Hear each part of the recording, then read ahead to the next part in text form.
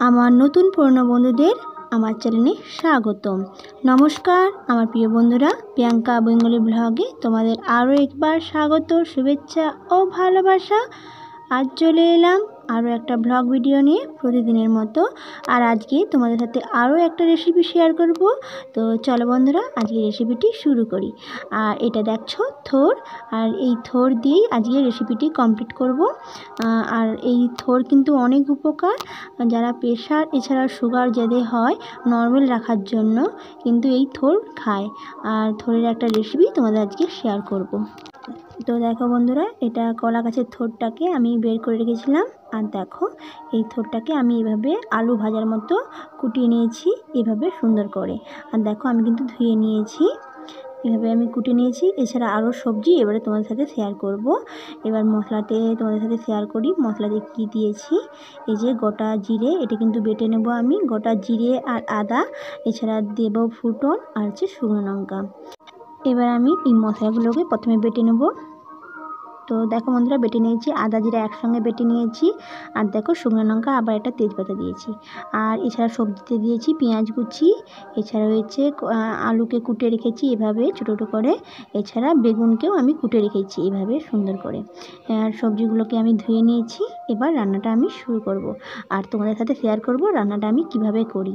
তোমরা অবশ্যই এভাবে একবার বানিও, আমার বিশ্বাস অবশ্যই তোমাদের ভালো লাগবে। তো চলো বন্ধুরা, রেসিপিটি শুরু করি। তো দেখো বন্ধুরা, ফুটন দিয়ে দিলাম, দেখতেই পাচ্ছ শুকনো লঙ্কা তেজপাতা দেওয়ার পর আমি ফুটনটা দিয়ে একটু ভালো করে নেড়ে চেড়ে নিচ্ছি আর একটু হালকা ভেজে নিচ্ছি। তো দেখো বন্ধুরা, হালকা ভাজার পর আমি পেঁয়াজ কুচিগুলো দিয়ে দিলাম। খুব সহজে এই রেসিপিটি কিন্তু কমপ্লিট করা যায়। আর আমি খুব সহজ পদ্ধতিতে আজকে রেসিপিটি কমপ্লিট করব। তো দেখো বন্ধুরা, হয়ে গিয়েছে পেঁয়াজটা লাড়া। আর আমি এখানে পেঁয়াজটা কিন্তু খুব বেশি ভাজবো না, জাস্ট হালকা ভেজে আমি আলু এছাড়া বেগুনগুলোকে দিয়ে দেবো। সব বেগুন আলুগুলোকে দিয়ে দিয়েছি। এখানে কিন্তু আলুর ভাগ আমি কম করে রেখেছি, আর এখানে বেগুনটা একটু বেশি করে রেখেছি। আর দেখো থোরটা নিয়েছি, থোরটা এইভাবে কুটে নিয়েছি, থোরটাও দিয়ে দিলাম।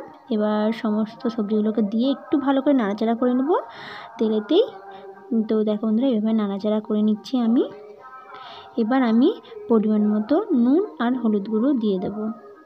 তো দেখো বন্ধুরা, এবার আমি পরিমাণ মতো নুন দিয়ে দিলাম আর অল্প পরিমাণে হলুদ গুঁড়ো দিয়ে দেবো।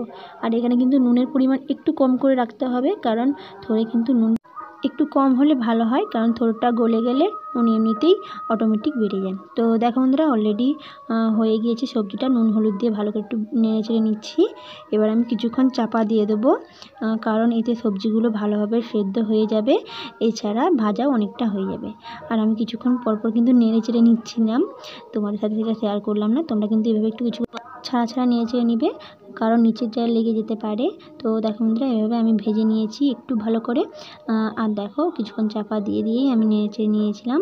এবার আমি মশলাটা অ্যাড করব। প্রথমে কিন্তু আমি মশলাটা দিয়ে নিই, প্রথমে আমি নুন হলুদ দিয়ে ভালো করে এখানে নেড়ে চেড়ে নিচ্ছি। এখানে সেদ্ধ করাও যায়, কিন্তু সেদ্ধ না করে এভাবে করলে আরও মনে হয় ভালো লাগে। তো আমি কিন্তু এভাবেই ট্রাই করেছি। তো দেখো বন্ধুরা, এবার মশলাটা আমি দিয়েছি। আর দেখো মশলা দেওয়ার সঙ্গে সঙ্গে কিন্তু আমি জল দিইনি, আমি শুকনো মশলাটা বেটে নিয়েছি। আর শুকনো মশলাতে কিন্তু এভাবে ভালো করে সবজির সঙ্গে মাখিয়ে নিলে ভালো হয়। তো দেখো বন্ধুরা, একটুক্ষণ নাড়াচাড়া করে আমি অল্প পরিমাণে জল দিয়েছি। কারণ থোরটা অলরেডি আমার অনেকটাই সেদ্ধ হয়ে গিয়েছে চাপা দিয়ে। তো ফাইনালি আমি কিছুক্ষণ চাপা দিয়ে দিয়েছিলাম জলটা দেওয়ার পর। আর দেখো কিছুক্ষণ পরে তুলে নিয়েছি, আর খুব জলদি আমার থোড়ের রেসিপিটি কমপ্লিট হয়েছে। খুব অল্প সময়ে এই রেসিপিটি কমপ্লিট করা যায়, আর অল্প মশলা দিয়ে কিন্তু এই রেসিপিটি কমপ্লিট করা যায়। খেতে কিন্তু দুর্দান্ত হয়। তোমরা অবশ্যই এভাবে রান্না করবে আর খেয়ে কমেন্টে অবশ্যই জানাবে কেমন লেগেছে তোমাদের এই রেসিপিটি। আর এই থোর কত উপকার, যারা খায় তারা অবশ্যই জানে। অনেক সময় কিন্তু প্রেশার নর্মাল রাখার জন্য এই থোর খেলে খুবই উপকার। এছাড়া এই থোরের রসকেও খাওয়া যায়। এছাড়া আরও অনেক রেসিপি রয়েছে, পরবর্তীকালে তোমাদের সাথে শেয়ার করব। আজকে একটা রেসিপি তোমাদের কাছে শেয়ার করলাম। কলার থোড়ে। আর আজকের রেসিপিটি তোমাদের কাছে কেমন লেগেছে তোমরা অবশ্যই কমেন্টে জানিও। আর এরকম যদি রেসিপি পেতে চাও তাহলে অবশ্যই লাইক আর সাবস্ক্রাইব করে দিও। ধন্যবাদ বন্ধুরা, এতক্ষণ ভিডিওটি দেখার জন্য অসংখ্য অসংখ্য ধন্যবাদ। আজকের মতো এখানেই, আবার দেখা হবে পরবর্তী একটা ব্লগে। ততক্ষণ আপনারা সুস্থ থাকবেন, সুন্দর থাকবেন, খুব ভালো থাকবেন।